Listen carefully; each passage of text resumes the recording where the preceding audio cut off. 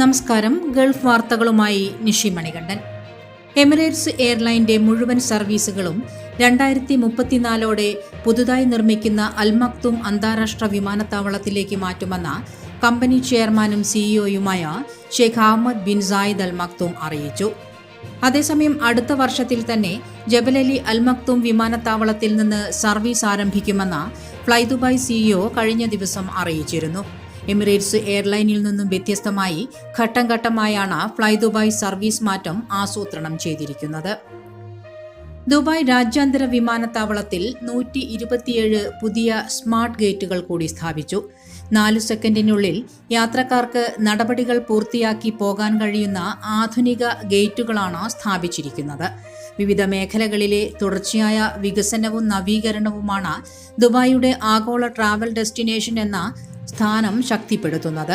ദുബായിലേക്ക് വരുന്ന യാത്രക്കാർക്ക് വിശിഷ്ടവും നൂതനവുമായ യാത്രാ അനുഭവങ്ങൾ നൽകുന്നതിലൂടെ ദുബായിയുടെ പ്രതിബദ്ധതയാണ് വ്യക്തമാക്കുന്നതെന്ന് lieutenant general Mohammed Ahmed Al Marri പറഞ്ഞു.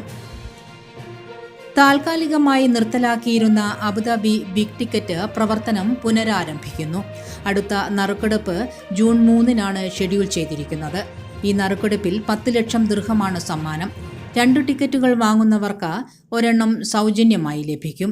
യുഎഇയിലെ നിയമങ്ങളിലും ചട്ടങ്ങളിലും വന്ന മാറ്റം കാരണം എല്ലാ പ്രമുഖ റാഫിൾ ഡ്രോ ഓപ്പറേറ്റർമാരും ഈ വർഷത്തിന്റെ തുടക്കത്തിൽ അവരുടെ പ്രവർത്തനങ്ങൾ താൽക്കാലികമായി നിർത്തിവച്ചിരുന്നു. അബുദാബിയിൽ ഗതാഗത നിയമങ്ങൾ പാലിച്ചുകൊണ്ട് വാഹനമോടിച്ച ഡ്രൈവർമാർക്ക് അഡ്നോക്ക് പെട്രോൾ കാർഡുകൾ സമ്മാനമായി നൽകി.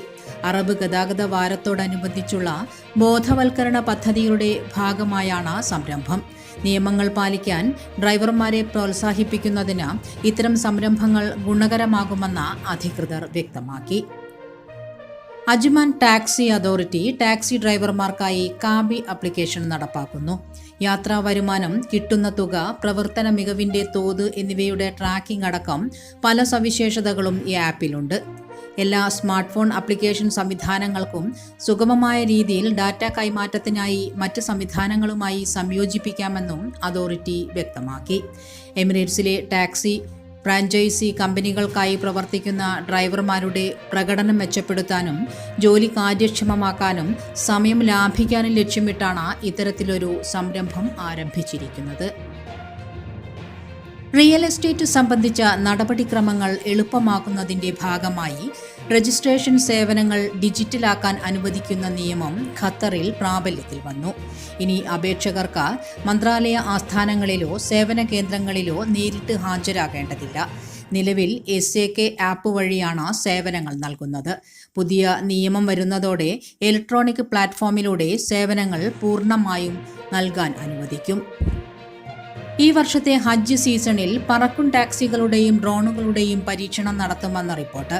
വരും വർഷങ്ങളിൽ ഈ സേവനം നൽകാൻ നിരവധി കമ്പനികൾ തയ്യാറായിരിക്കുന്ന സാഹചര്യത്തിലാണ് ഇക്കാര്യം ആലോചിക്കുന്നത്.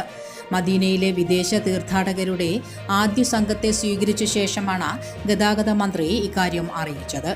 അതേസമയം ഈ വർഷത്തെ ഹജ്ജിന് ആദ്യമെത്തിയ വിദേശ തീർത്ഥാടകർ ഇന്ത്യയിൽ നിന്നാണ്. ഹൈദരാബാദിൽ നിന്നുള്ള 285 തീർത്ഥാടകരാണ് മദീനയിലെ അമീർ മുഹമ്മദ് ബിൻ അബ്ദുൾ അസീസ് വിമാനത്താവളത്തിൽ ഇറങ്ങിയത്. ഇതോടെ ഗൾഫ് വാർത്തകൾ സമാപിക്കുന്നു. നമസ്കാരം.